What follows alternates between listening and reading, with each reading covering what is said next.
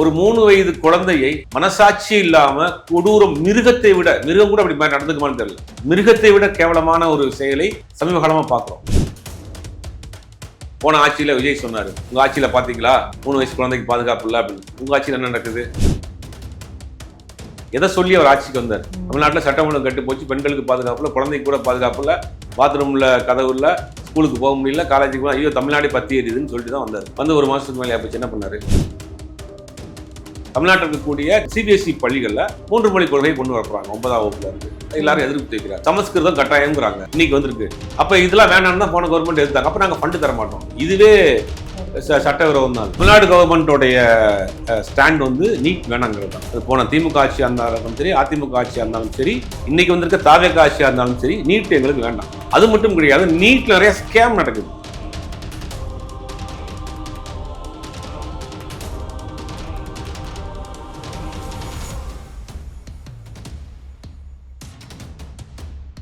So இன்னைக்கு நம்ம கூட வந்து நம்மளுடைய ஜேர்னலிஸ்ட் சுபைர் அவர்கள் நம்ம கூட வந்திருக்காங்க. ஸோ இன்னைக்கு அவர்கிட்ட பல இன்ட்ரெஸ்டிங்கான கொஸ்டின்ஸ் வந்து கேட்க போகிறோம். இன்னைக்கு இருக்கக்கூடிய நம்மளுடைய முதலமைச்சர் விஜயோடைய கவர்னன்ஸில் எந்த விஷயம் இருக்கிறதுலே ரொம்ப கஷ்டமாக இருக்கும் இம்ப்ளிமெண்ட் பண்ணுறதுக்கு அப்படின்னு நினைக்கிறீங்க?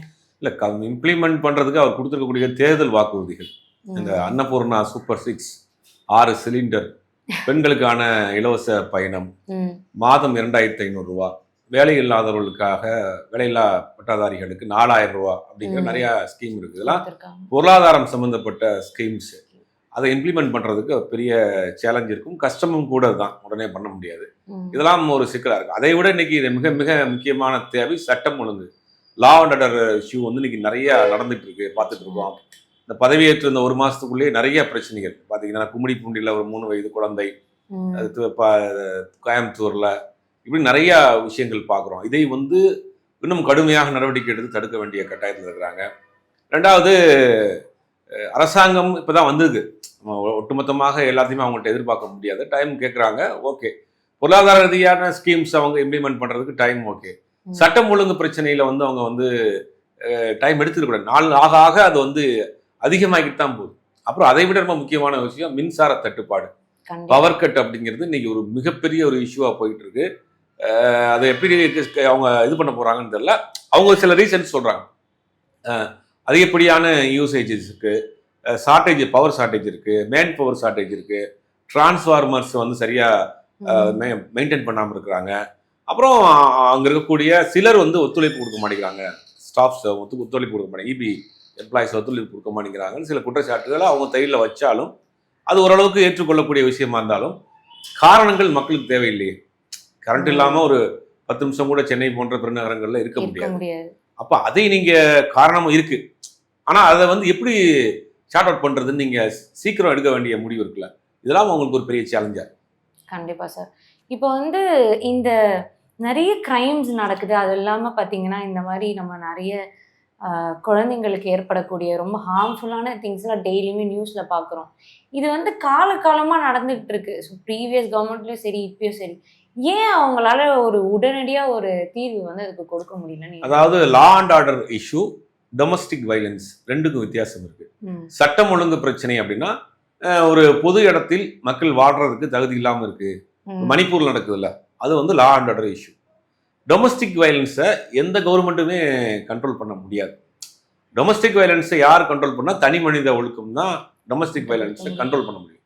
ஒரு 3 வயது குழந்தையை மனசாட்சி இல்லாம கொடூரம் மிருகம் கூட அப்படி மாதிரி நடந்துக்குமான்னு தெரியல, மிருகத்தை விட கேவலமான ஒரு செயலை சமீப காலமா பார்க்குறோம். அப்போ அவன் தன் நிலை மறந்துடுக்கிறான். மனிதன்கிற அந்த தன்மை போய் அவன் மிருகத்தை விட கேவலமா போறான்.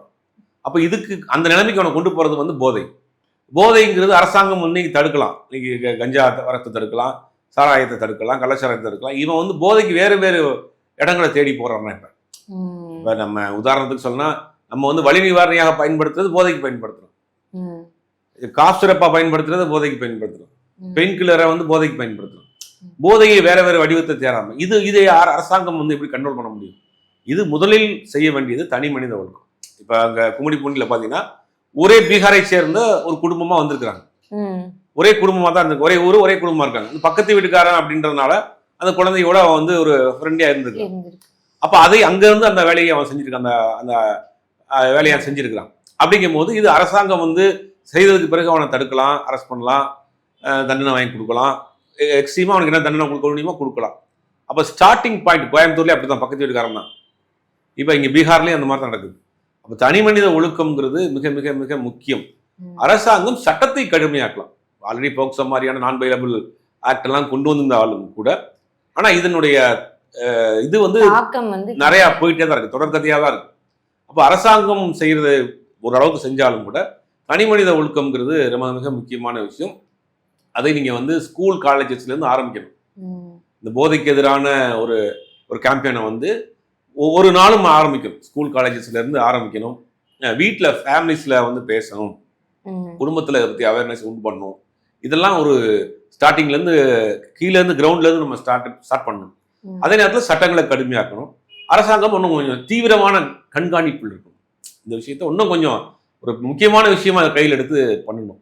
இதெல்லாம் சேர்ந்து செய்தாதான் இதை வந்து மாற்ற முடியுமே ஒழிய ஒரே நாளில் ஒரே நேரத்தில் மாற்றுவதற்கான வாய்ப்பே இல்லை. அது அரசியல்வாதிகள் இவர் அவரை சொல்லுவார். போன ஆட்சியில் விஜய் சொன்னார், உங்கள் ஆட்சியில் பார்த்தீங்களா 3 வயசு குழந்தைக்கு பாதுகாப்பு இல்லை அப்படின்னு. உங்கள் ஆட்சியில் என்ன நடக்குது? அப்போ இது வந்து அடிப்படையிலிருந்து மாற்ற வேண்டிய ஒரு ஒரு பிரச்சனை. அது எல்லாரும் சேர்ந்து தான் செய்யணும். அரசாங்கம் செய்யணும், பொதுமக்களும் செய்யணும், பள்ளி கல்லூரிகள்லேருந்து ஆரம்பிக்கணும். அதெல்லாம் செஞ்சால் தான் ஆக்கப்பூர்வமாக இதை கண்ட்ரோல் பண்ண முடியும். அரசியல்வாதிகளை பொறுத்தவரைக்கும் இவர் ஆட்சியிலிருந்து அவர் சொல்வார், அவர் ஆட்சியிலிருந்து அவர் சொல்வார். அரசியலுக்காக அதை பயன்படுத்திக்கிறோம். இப்போ அரசியல்வாதிகள் இல்லாம நம்ம வந்து பொதுமக்கள் பார்க்கும்போது சார், அவங்க வந்து சோஷியல் மீடியாலும் சரி எல்லா பிளேஸ்லயும் இந்த மாதிரி நடக்கும்போது இந்த கவர்மெண்ட் வந்தனாலதான் அப்படின்ட்டு அவங்க பிளேம் பண்றதை பாக்குறாங்களே தவிர அதுக்கான ஒரு சொல்யூஷனாவோ இல்லை மீம்ஸ் தான் போடுறாங்க. ஸோ இதை பத்தி நீங்க என்ன நினைக்கிறீங்க? மீம்ஸுமே இப்போ என்ன, அவங்க இந்த ஐடி விங்ல இருந்து அவருக்கு மீம்ஸ் போடுவாங்க, அந்த ஐடி விங்ல இருந்து இவங்களுக்கு மீம்ஸ் போடுறாங்க. ஒரு சம்பவத்தை அவங்க அரசியலாக்கிறாங்க. 2 கட்சியும் இப்போ வந்திருக்க கட்சியுமே முதல்ல என்ன பண்ணாங்க, எதை சொல்லி அவர் ஆட்சிக்கு வந்தார்? தமிழ்நாட்டில் சட்டம் ஒழுங்கு கட்டு போச்சு, பெண்களுக்கு பாதுகாப்புல, குழந்தைக்கு கூட பாதுகாப்புல, பாத்ரூம்ல கதவு இல்லை, ஸ்கூலுக்கு போக முடியல, காலேஜுக்கு ஐயோ தமிழ்நாடு பத்தி எரியுதுன்னு சொல்லிட்டு தான் வந்தார். வந்து 1 மாசத்துக்கு மேலே போச்சு. என்ன பண்ணாரு? அப்ப இது வந்து அடிப்படையிலிருந்து சரி பண்ண வேண்டிய அரசாங்கத்தினுடைய பங்கு ஒரு பகுதியாக இருந்தாலும் கூட அடிப்படையிலிருந்து தனி மனித ஒழுக்கம், குடும்பத்தில் இருக்கக்கூடிய பிரச்சனை எல்லாம் சேர்ந்து பண்ண வேண்டிய விஷயம். ஒரே நாளில் மாற்ற முடியாது. அதனுடைய பழைய ஆட்சியினுடைய நீட்சி தான் இப்போ நடந்துகிட்டு இருக்கு. பீகார்ல இருந்து ஒரு குடும்பம் வேலைக்கு வந்திருக்கு, அதுக்கு ஒரு குடும்பத்துக்கு ஒரு போலீஸ் பாதுகாப்பு போட முடியுமா? என்ன செய்ய முடியும்? பக்கத்து வீட்டு ஒரே வீட்டில் காம்பவுண்டுக்குள்ள இருக்கிறான், சரி சொந்தக்கார பையனா இருப்பான்னு அவங்க அலோவ் பண்றாங்க. அங்கே ஒரு விஷயம் நடக்குது, அதுக்கு என்ன பண்ண முடியும்? கணவன் மனைவி சண்டை, வெளியில வந்து கணவன் வந்து மனைவியை வெட்டிடுறாங்க, இதுக்கு ஒவ்வொரு குடும்பத்துக்கு போலீஸ் பாதுகாப்பு போட முடியுமா? இது தனி மனித ஒழுக்கம், தனி மனித பிரச்சனை. ஆனா இதுதான் போன ஆட்சியில நடந்துச்சு. போன ஆட்சியிலும் இதுதான் நடந்துச்சு. அதைத்தான் நம்மளை போனோம்னு சொன்னோம். இது வந்து டொமஸ்டிக் வயலன்ஸும் லா அண்ட் ஆர்டர் ஃபெயிலியரையும் மிக்ஸ் பண்ணக்கூடாது. இது அடிப்படையிலேருந்து கட்டமைப்புகளை மாற்றணும், சரி செய்யணும் அப்படின்றது தான் நம்மளும் சொன்னோம். ஆனால் அதை அரசியல்வாதிகள் அவங்கவுங்க தேவைக்கு பயன்படுத்திட்டாங்க, அவ்வளோதான். சரி, அடுத்தபடியாக பார்த்தீங்கன்னா இப்போ வந்து நிறைய ஒரு வாக்குறுதி வந்து கொடுத்துருக்காரு. இந்த மாதிரி வந்து ஒரு 2500 per month கொடுக்குறோம், அதுக்கப்புறமா வேலை இல்லாதவங்களுக்கு வந்து இவ்வளோ அமௌண்ட் போடுறோம், அந்த மாதிரி நிறைய விஷயங்கள் சொல்லியிருக்காரு. ஸோ இப்போ தமிழ்நாடோடைய எக்கனாமியை அடிப்படாமல் இது எல்லாத்தையும் செய்ய முடியுமா, இல்லை அதில் வந்து கண்டிப்பாக பிரச்சனை வருமா? இல்லை, அவர் சொல்கிற அந்த ஸ்கீமுக்கு கிட்டத்தட்ட 10 லட்சம் கோடிக்கு மேலே இருக்குன்றாங்க அது கொண்டு இம்ப்ளிமெண்ட் பண்ணுறதுக்கு. அப்போ அதெல்லாம் சாத்தியம் இல்லாத ஒரு விஷயம். ரெவன்யூ நம்ம இன்க்ரீஸ் பண்ணோம். ரெவன்யூ இன்க்ரீஸ் பண்ணுறாந்தா பெரிய மெயின் இன்கம் சோர்ஸ் வந்து நம்ம டாஸ்மாக்ல இருந்து தான் வருது. அப்போ அடுத்தடுத்தான இன்கம் கொண்டு வர்றதுக்கான வேலைகளை செய்யணும். அப்போ வருமானத்தை பெருக்கிட்டு தான் நம்ம ஸ்கீம்ஸை கொண்டு வர முடியும். அது கொஞ்சம் நாள் ஆகும். ஆனால் அதை முக்கியமான சில விஷயங்களை செய்யலாம். உதாரணத்துக்கு கேரளாவில் காங்கிரஸ் அரசாங்கம் இப்போ வந்து என்ன பண்ணுறாங்கன்னா, பெண்களுக்கு இலவச பேருந்து எல்லா டிஸ்ட்ரிக்டும் போய்க்கலாம், இங்கேருந்து இங்கே வந்தாலும் போய்க்கலாம் அப்படின்னு கொண்டு வந்தாங்க. தேர்தல் வாக்குறுதியாக கொடுக்கப்பட்டது. இப்போ இவரும் அதான் சொல்கிறார், நாங்கள் ஆட்சிக்கு வந்தோடனே நீங்கள் தமிழ்நாட்டில் பெண்கள் எங்கே வேணாலும் பஸ்ஸில் போகலான்னு. ஏன்னா டிரான்ஸ்போர்ட் கார்பரேஷன் இப்போ நஷ்டத்தில் போயிட்டு இருக்கு. சர்வீஸ் ஓரியன்ட் வேற, இன்கம் சோர்ஸ் வேற. இப்போ டிரான்ஸ்போர்ட் கார்பரேஷன் டிரான்ஸ்போர்ட் சர்வீஸ் தான் அது. அதாவது வந்து அது லாப நோக்கம் இல்லாமல் மக்கள் சேவை தான் அது. அப்படிங்கும் போது ஷார்டேஜ் வரத்தான். இப்போ இபியும் சர்வீஸ் தான். இதெல்லாம் முக்கியமான சர்வீஸ் ஓரியன்ட் டிபார்ட்மெண்ட்ஸ். அப்படிங்கும் போது அதில் வந்து பெருசாக லாபம் எதிர்பார்க்க முடியாது. அப்போ அதில் ஸ்கீம் கொண்டு வரப்போ ஷார்டேஜ் தான் ஆகும். அப்போ அதெல்லாம் யோசிச்சு தான் நம்ம தேர்தல் வாக்குறுதியை கொடுக்கணும். தேர்தல் நேரங்களில் அடிச்சு விட்டுருவாங்க எல்லா அரசியல் கட்சியிலும். 2016 அந்த மாதிரி ஜெயலலிதா தேர்தல் வாக்குறுதி கேட்டிங்கன்னா பயங்கரமாக ஷாக் ஆகிருவீங்க. இடம் இல்லாதவங்களுக்கு 3 சென்ட் இடம், வீட்டுக்கு ஒருத்தருக்கு அரசு வேலை, ஒவ்வொரு ரேஷன் கார்டுக்கும் செல்ஃபோனு, எத்தனை 10 வருஷத்துக்கு முன்னாடி. பட் அது எதுவுமே பண்ண முடியாது. அப்போ தேர்தல் நேரங்களில் சொல்கிறது தான். இப்போ ப்ரீவியஸாக இருந்த கவர்மெண்ட்லேயும் இப்போ இல்லை அதுக்கு முன்னாடி கூட எப்போவுமே தேர்தலில் நிற்கிறவங்க கொடுத்து காப்பாற்ற முடியாத ஒரு கஷ்டமான ஒரு வாக்குறுதினா நீங்கள் என்ன நினைக்கிறீங்க? தேர்தல்லையா இப்போ பொருளாதார ரீதியாக கொடுக்குற எந்த வாக்குறுதியுமே நிறைவேற்ற முடியாது. 6 சிலிண்டருங்கும் போது நீங்கள் காசு கொடுத்தாலும் சிலிண்டர் கிடைக்க மாட்டேங்குது. எப்படி வாக்குறுதி நிறைவேற்றுவீங்க? 2500 2500 குறைந்தபட்சம் ஒரு கோடி பேருக்கு போட்டாங்கன்னா மாதம் எவ்வளோ வருது? ஒரு 4000 ரூபா வந்து வேலையில்லா பட்டதாரிகள் கொடுக்குறோம்னா அது எவ்வளோ வருது? இதெல்லாம் கால்குலேட் பண்ணி பார்த்தா எத்தனை லட்சம் கோடி வரும்? எப்படி கொடுக்க முடியும்? ஒரு மாநிலத்தினுடைய மொத்த வருவாய் எவ்வளவு, செலவு எவ்வளவு, சம்பளம் எவ்வளவு போடுறோம், அரசு ஊழியர் சம்பளம் எவ்வளவு, ஆசிரியர் சம்பளம் எவ்வளவு, கவர்மெண்ட் எப்படி ரன் பண்ணுறது, அந்த மிச்சம் இருக்க காசை வச்சு தான் ஸ்கீம்ஸ் கொண்டு வரும். ரோடு போடணும், லைட் போடணும், வாட்டர் ஃபெசிலிட்டி பண்ணணும், பாலங்கள் கட்டணும், லைப்ரரி கட்டணும், அது மாதிரி பில்டிங்ஸ் கட்டணும், ஏதாவது ஒன்று பண்ணணுமே. அப்போ இதெல்லாம் வந்து சாத்தியப்படாத ஒரு விஷயம். கண்டிப்பாக இப்போ ரெவன்யூ வந்து இன்க்ரீஸ் பண்ணணும். ரெவன்யூ இன்க்ரீஸ் பண்ணாதா ஒரு லிமிட்டுக்கு மேலே நம்ம கடன் வாங்க முடியாது, ஒரு லிமிட்டுக்கு மேலே நம்ம வந்து இன்க்ரீஸும் பண்ண முடியாது. ஏன்னா நம்ம ஒரு அரசாங்கத்தின் கீழே இருக்கிறோம், ஒரு மத்திய ஒன்றிய அரசின் கீழே இருக்கிறோம்.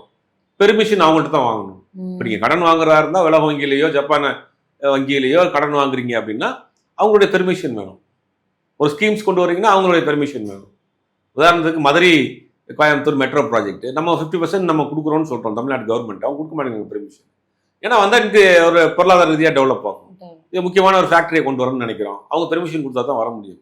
இப்படி எல்லாமே ஒன்றுக்கு ஒன்று தொடர்புள்ள விஷயமா தான் இருக்கும். இப்போ வந்து இந்த ஒரு பிரச்சனையும் போயிட்டு இருக்கு இல்லையா சார்? இப்போ ஸ்டேட்டுக்கு தேவையான நிறைய சப்சிடிஸாக இருக்கட்டும், அவங்க கொடுக்க வேண்டிய ஒதுக்கீடு வந்து சென்ட்ரல்லேருந்து வரவே இல்லை, எல்லாமே அப்படியே இருக்குது. இதை தாண்டி நாங்கள் வந்து ஃபைட் பண்ண போகிறோம் டிஎன் கவர்மெண்ட்லேருந்து அப்படின்ற ஒரு விஷயம் இருக்குது. நீங்கள் அதை பற்றி எப்படி நினைக்கிறீங்க? இல்லை, போன ஆட்சியிலையுமே இருக்குது. கல்விக்கான நிதி ஃபண்டு அப்படிங்கிறது 4000 கோடி ரூபா அவங்க நிப்பாட்டி வச்சுருக்குறாங்க. ஏன் நிப்பாட்டி வச்சுருக்குறாங்க? பிஎம்ஸ்ரீன்னு நாங்கள் ஒன்று கொண்டு வந்திருக்கிறோம், அதை நீங்கள் அதில் சேர்ந்தா தான் ஒன்று கொண்டு வருவோம். பிஎம்ஸ்ரீக்குள்ளே போய் என்ன தேசிய கல்விக் கொள்கையாக இருக்குது. தேசிய கல்விக் கொள்கை என்ன? 3 மொழி கொள்கை ஏற்றுக்கங்கன்றாங்க. இன்னைக்கு தமிழ்நாட்டில் இருக்கக்கூடிய அரசு சிபிஎஸ்இ பள்ளிகளில் 3 மொழி கொள்கையை கொண்டு வரப்படுறாங்க 9ஆம் வகுப்புலேருந்து. எல்லாரும் எதிர்ப்பு தெரிவிக்கிறாங்க. சமஸ்கிருதம் கட்டாயம்ங்கிறாங்க, இன்னைக்கு வந்திருக்கு. அப்போ இதெல்லாம் வேணாம்னு தான் போன கவர்மெண்ட் எடுத்தாங்க. அப்போ நாங்கள் ஃபண்டு தர மாட்டோம். இதுவே சட்டவிரோதம் தான். ஒரு மாநில அரசுக்கு ஒரு மத்திய அரசு கொடுக்க வேண்டிய வருவாயை நிப்பாட்டி வச்சுக்கிட்டு நீங்கள் வந்து நாங்கள் சொல்கிறதெல்லாம் கேட்டால் தான் கொடுப்போம்னு சொல்கிற ஒரு மிரட்டல் இருக்கு இல்லையா, அதுவே விரோதம் தானே உங்களுக்கு. இப்போ அதே மாதிரி நிறைய சொல்லலாம், நிறையா ஜிஎஸ்டி பெண்டிங்காக இருக்கட்டும், நிறையா விஷயங்கள் நமக்கு தர வேண்டியது இருக்குது. அது பாஜக என்ன செய்கிறாங்கன்னா அவங்க ஆளுகிற மாநிலத்துக்கு மட்டும் அள்ளி கொடுக்குறாங்க, அவங்க ஆதரவு கொடுக்கக்கூடிய மாநிலத்துக்கு அள்ளி, பக்கத்து மாநிலம் ஆந்திராவுக்குலாம் அள்ளி கொடுக்குறாங்க. தமிழ்நாடை பொறுத்தவரைக்கும் அவங்களுக்கு அவங்க பெருசாக அங்கே வந்து ஹோல்டு இல்லை. 11 வருஷமாக அவங்க முயற்சி பண்ணி பார்க்குறாங்க, என்னென்னமோ பண்ணி பார்க்குறாங்க, ஒன்றும் பண்ண முடியல. கட்சியை உடச்சி பார்க்குறாங்க, கட்சியை சேர்த்து பார்க்குறாங்க, இங்கே மத கலவரத்தை ஒன்று பண்ணலான்னு பார்க்குறாங்க, என்னென்னமோ பண்ணி பார்க்குறாங்க. பட் அவங்களால இங்கே கால் பதிக்க முடியல. அப்போ என்ன பண்ணலாம்? அவங்கள போட்டு நிப்பாட்டு, டம்ப் பண்ணு, காசு கொடுக்காத அப்படின்னு நிப்பாட்டி வச்சுருக்கிறாங்க. இப்போ இது போன கவர்மெண்ட்டு அதை தான் ஃபைட் பண்ணாங்க. இந்த கவர்மெண்ட் என்ன பண்ண போகிறாங்கன்னு தெரியல. ஸோ இப்போ வந்து பார்த்தீங்கன்னா இப்போ இருக்கிற இந்த கவர்மெண்ட்டில் வந்து இந்த காலை உணவு பற்றி இந்த 6 to 8 ஸ்டாண்டர்ட் ஸ்டூடெண்ட்ஸ்க்கு வந்து கொண்டு வந்திருக்காங்க. ஸோ இது வந்து எந்த விதத்தில் நம்ம வந்து அது கரெக்டாக இருக்கும், இல்லை வந்து குவாலிட்டி வைஸும் சரி எப்படி நம்ம அதை வந்து மெஷர் பண்ணுறது, இல்லைனா இது கரெக்டாக தான் இருக்குமான்ட்டு எப்படி ஒரு கன்க்ளூஷனுக்கு வர்றது? இல்லை, இந்த பிரேக்ஃபாஸ்ட்க்குமே வந்து ட்ராப் அவுட் குறையணுங்கிறதுக்காக தான் காமராஜர் காலத்தில் மதிய உணவு திட்டமாகப்பட்டு அதுக்கு பிறகு காலை உணவு திட்டமாக மாற்றப்பட்டது. அதாவது காமராஜர் ஒரு முறை வந்து காரில் அங்கே போயிட்டு இருக்கப்ப ஒரு பையன் வந்து ஆடு மேய்ச்சிட்டு இருந்திருக்கான். அந்த பையனை வண்டி நிப்பாட்டிட்டு, இந்த வயசு இந்த பையன் ஆடு மேய்க்கிறான்னு கூப்பிட்டு கேட்டிருக்காரு, ஏன் ஸ்கூலுக்கு போனால் யார் சாப்பாடு போடுவான்னு கேட்டாங்க.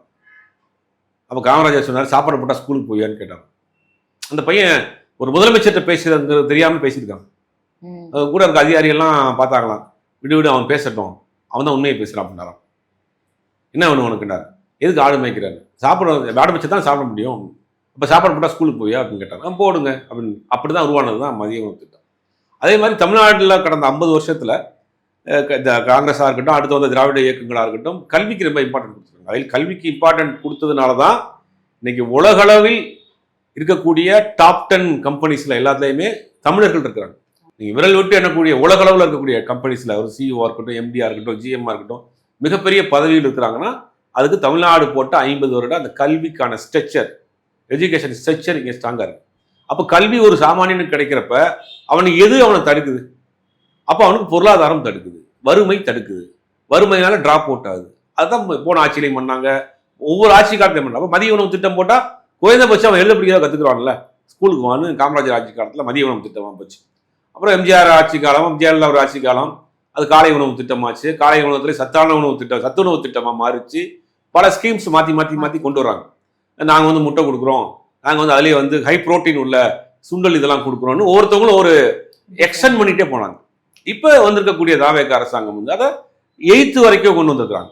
அது உண்மையிலேயே வர இருக்கு. 8th பசங்கன்னா 10-12 வயசு பையனாக இருப்பாங்க, அவனுக்கு பசிக்காதா? அதனால அது வரவேற்கத்தக்க ஒரு ஸ்கீம் தான்.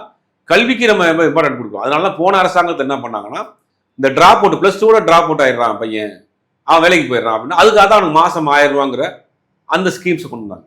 கிட்டத்தட்ட அப்போ அந்த ஸ்கீம் வர்றப்ப 60% வந்து டிராப் அவுட்ஸ் குறைஞ்சிச்சுன்னாங்க. புள்ளி ஒரு சொல்றாங்க 60% வந்து இந்த 1000 ரூபா கொடுத்த ஸ்கீம்னால டிராப் அவுட் குறைஞ்சிருக்கு. ஏன்னா 1000 ரூபா அவனுக்கு மாசம் மாசம் வருது, அவனுடைய பாக்கெட் முடியாது. இப்போ கவர்மெண்ட் காலேஜில் ஒரு பையன் வந்து போய் ஜாயின் பண்ணுறான் அப்படின்னா மேக்ஸிமம் அவனுக்கு சின்ன ஒரு ஃபீஸாக இருக்கும், மிச்சதெல்லாம் ஃப்ரீயாக தான் இருக்கும்.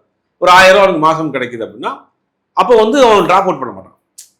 அப்போ ஹையர் எஜுகேஷன் போய் மினிமம் ஒரு டிகிரியாக முடிச்சிருவான்.